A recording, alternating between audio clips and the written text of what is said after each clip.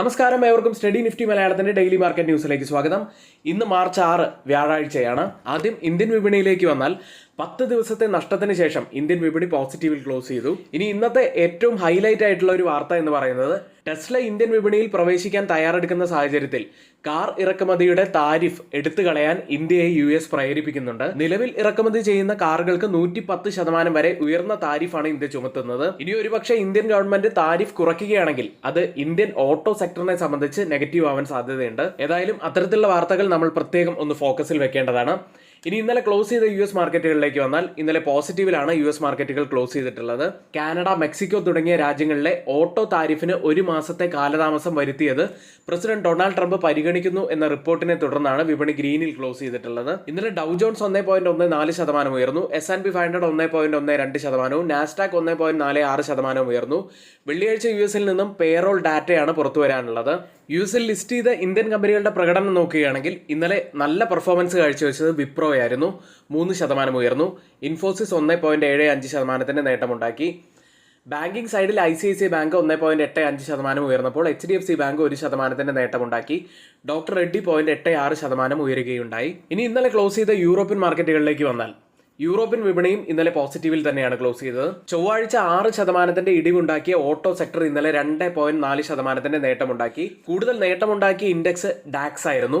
German market 3.5% ഉയർന്നു. ഇനി crypto കറൻസിയിൽ bitcoin $90,000 മുകളിൽ എത്തിയിരിക്കുന്നു. ഗോൾഡ് പ്രൈസുകളിൽ സ്പോട്ട് ഗോൾഡ് വീണ്ടും നേട്ടമുണ്ടാക്കി. സ്വർണ്ണവില പവന് 64,520 രൂപയാണ്.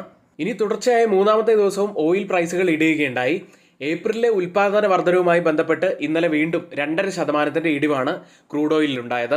ഇനി ആർക്കെങ്കിലും നമ്മുടെ പെയ്ഡ് എഡ്യൂക്കേഷൻ ടെലഗ്രാം ചാനലിൽ ജോയിൻ ചെയ്യാൻ താല്പര്യമുണ്ടെങ്കിൽ തൊട്ടുമുകളിൽ ഇവിടെ നമ്മളൊരു നമ്പർ നൽകിയിട്ടുണ്ട്. ആ നമ്പറിൽ മെസ്സേജ് അയച്ച് നിങ്ങൾക്ക് ഗ്രൂപ്പിൽ ജോയിൻ ചെയ്യാവുന്നതാണ്.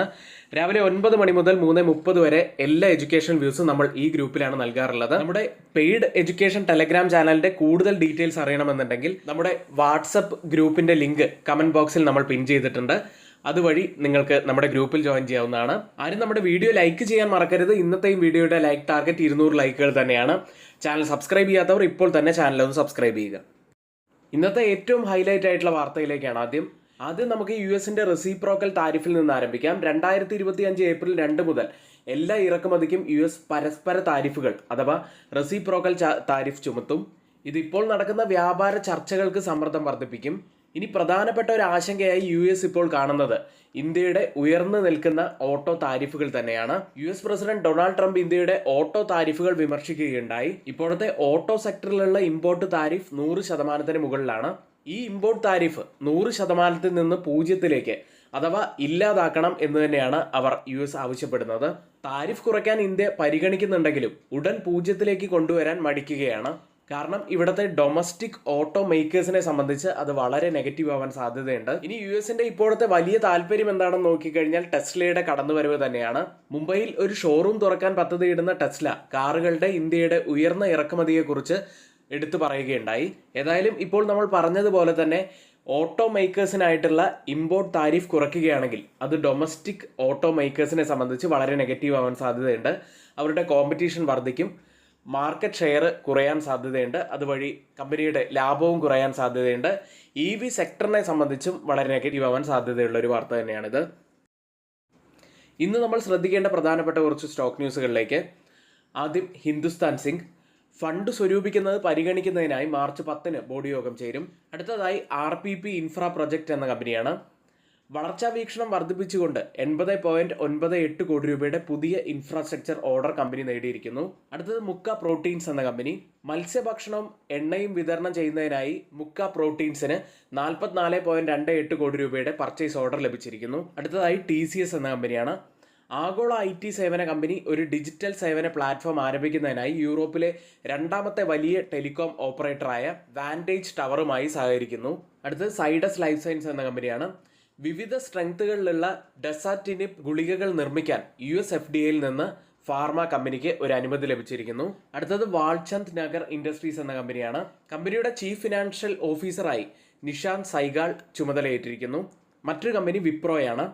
ടെലികോം കമ്പനികളുടെ പ്രവർത്തനങ്ങൾ മെച്ചപ്പെടുത്തുന്നതിനുള്ള പുതിയ സാങ്കേതിക പരിഹാരങ്ങൾ വേഗത്തിൽ അവതരിപ്പിക്കാനും കുറഞ്ഞ ചെലവിൽ ഉപഭോക്തൃ അനുഭവം മെച്ചപ്പെടുത്താനും സഹായിക്കുന്ന AI power platform telco AI 360 Wipro അവതരിപ്പിച്ചു.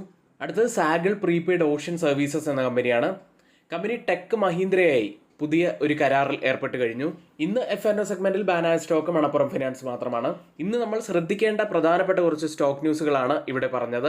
ഇനി ആർക്കെങ്കിലും നമ്മുടെ പെയ്ഡ് എഡ്യൂക്കേഷൻ ടെലഗ്രാം ചാനലിൽ ജോയിൻ ചെയ്യാൻ താല്പര്യമുണ്ടെങ്കിൽ തൊട്ടുമുകളിൽ നമ്മൾ ഇവിടെ ഒരു നമ്പർ നൽകിയിട്ടുണ്ട്. ആ നമ്പറിൽ മെസ്സേജ് അയച്ച് നിങ്ങൾക്ക് ഞങ്ങളുടെ പെയ്ഡ് എഡ്യൂക്കേഷൻ ടെലഗ്രാം ചാനലിൽ ജോയിൻ ചെയ്യാവുന്നതാണ്. രാവിലെ 9 മണി മുതൽ 3:30 വരെ എല്ലാ എഡ്യൂക്കേഷൻ വ്യൂസും നമ്മൾ അവിടെയാണ് നൽകാറുള്ളത്. അടുത്തതായി FIDA ആക്ടിവിറ്റിയിലേക്കാണ്. 2895 കോടി രൂപയ്ക്ക് FIS സെല്ല് ചെയ്ത് കഴിഞ്ഞു. ഇന്നലെ DIS ബൈ ചെയ്ത് 3371 കോടി രൂപയ്ക്കാണ്. ഈ മാർച്ച് മാസത്തിൽ ഏതാനും ദിവസങ്ങൾ മാത്രമേ ആയിട്ടുള്ളൂ. ഇപ്പോൾ തന്നെ DIS ബൈ ചെയ്ത് കഴിഞ്ഞത് 17,013 കോടി രൂപയ്ക്കാണ് ഏഷ്യൻ മാർക്കറ്റുകളിലേക്ക്. ഇന്നലെ US മാർക്കറ്റ് അതിശക്തമായി ഉയർന്നത് കൊണ്ട് തന്നെ ഇന്ന് ഓപ്പൺ ചെയ്തിരിക്കുന്ന ഏഷ്യൻ മാർക്കറ്റുകളും പോസിറ്റീവിൽ തന്നെയാണ്. ജപ്പാൻ മാർക്കറ്റ് നിക്കി 0.83% നേട്ടത്തിൽ, കോസ്പി മാർക്കറ്റ് 0.58% നേട്ടത്തിൽ. ഗിഫ്റ്റ് നിഫ്റ്റിയിലേക്ക് വന്നാൽ 22,445 ഇപ്പോൾ ട്രേഡ് ചെയ്യുന്നത്. 25 പോയിന്റ്സ് അപ്സൈഡിൽ ട്രേഡ് ചെയ്യുന്നു. ഇപ്പോൾ ഇന്ത്യൻ സമയം രാവിലെ 6 മണി കഴിഞ്ഞ് 50 മിനിറ്റ് ആണ്. ഇപ്പോഴത്തെ ഈ ഒരു നില വെച്ച് നിഫ്റ്റിയിൽ ഏകദേശം ഒരു മ്യൂട്ടഡ് ഓപ്പണിങ്ങിനാണ് സാധ്യതയുള്ളത്. അടുത്തതായി ക്രൂഡ് ഓയിലിന്റെ ഇന്നത്തെ നിലവാരത്തിലേക്കാണ്. ഏപ്രിൽ ഉൽപാദന വർധനവുമായി മുന്നോട്ട് പോകുന്ന ഒപ്പെക്കിന്റെ പദ്ധതികളെക്കുറിച്ച് നിക്ഷേപകർ ആശങ്കാകുലരായതിനാൽ ബുധനാഴ്ച എണ്ണവില 2.5% ഇടിവുണ്ടാക്കി. ബ്രന്റ് ഫ്യൂച്ചേഴ്സ് ഇപ്പോൾ ട്രേഡ് ചെയ്യുന്നത് $69.61 പെർ ബാരൽ എന്ന നിലയിൽ 0.30% നേട്ടത്തിലാണുള്ളത്. WTI ഉള്ളത് $66.63 പെർ ബാരൽ എന്ന നിലയിൽ 0.50% നേട്ടത്തിൽ ട്രേഡ് ചെയ്യുന്നു. ഇന്നലെ നിഫ്റ്റിയിലും ബാങ്ക് നിഫ്റ്റിയിലും നല്ലൊരു റിക്കവറിയാണ് കാണാൻ സാധിച്ചത്. ഇനി നമുക്ക് നിഫ്റ്റിയിൽ നമ്മൾ ശ്രദ്ധിക്കേണ്ട പ്രധാനപ്പെട്ട കാര്യങ്ങൾ ഒന്ന് നമുക്ക് നോക്കേണ്ടതുണ്ട്.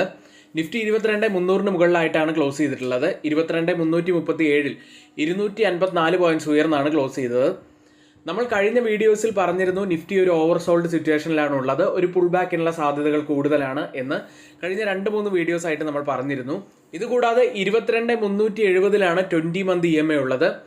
ആ ഒരു ലെവലിൽ ടച്ച് ചെയ്തതിന് ശേഷമാണ് നിഫ്റ്റി ഇന്നലെ തിരിച്ചിറങ്ങുന്നത്. അതുകൊണ്ട് തന്നെ ഇന്നും നമ്മൾ അപ്സൈഡിൽ ഈ ഒരു ലെവൽ പ്രത്യേകം ശ്രദ്ധിക്കണം.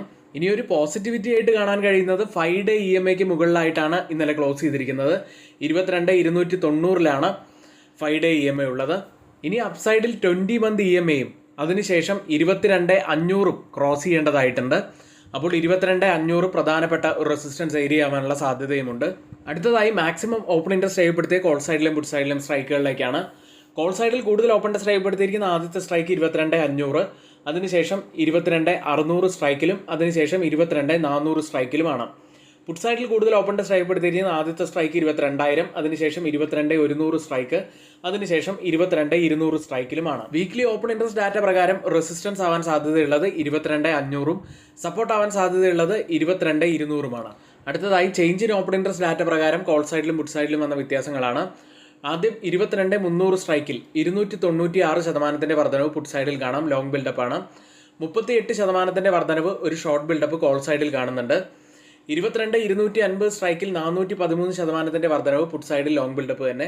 20% വർധനവ് ഒരു ഷോർട്ട് ബിൽഡപ്പ് കോൾ സൈഡിൽ കാണാം.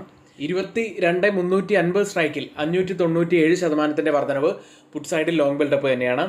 വെറും 70% വർധനവ് മാത്രമാണ് കോൾ സൈഡിൽ കാണുന്നത്, ചെറിയൊരു ഷോർട്ട് ബിൽഡപ്പാണ്. ഈ 3 സ്ട്രൈക്കുകളും കമ്പയർ ചെയ്യുമ്പോൾ മാർക്കറ്റിനെ മുകളിലേക്ക് കൊണ്ടുപോകാൻ കഴിവുള്ള പുട്ട് സെല്ലേഴ്സ് തന്നെയാണ് നല്ല ശക്തിയോടെ നിൽക്കുന്നത് എന്ന് തന്നെയാണ് കാണുന്നത്. ബാങ്ക് നിഫ്റ്റിയിലേക്ക് 48,490 245 പോയിന്റ്സ് ഉയർന്നാണ് ബാങ്ക് നിഫ്റ്റി ക്ലോസ് ചെയ്യുന്നത്. ബാങ്ക് നിഫ്റ്റി 5 ഡേ EMA ഉള്ള 48,435 മുകളിലായിട്ട് ക്ലോസ് ചെയ്തിരിക്കുന്നു. അതൊരു പോസിറ്റീവ് ഘടകമായിട്ട് തന്നെ നമുക്ക് കാണാം. അപ്സൈഡിൽ ഇനി ശ്രദ്ധിക്കേണ്ടത് 10 ഡേ EMA ആണ്.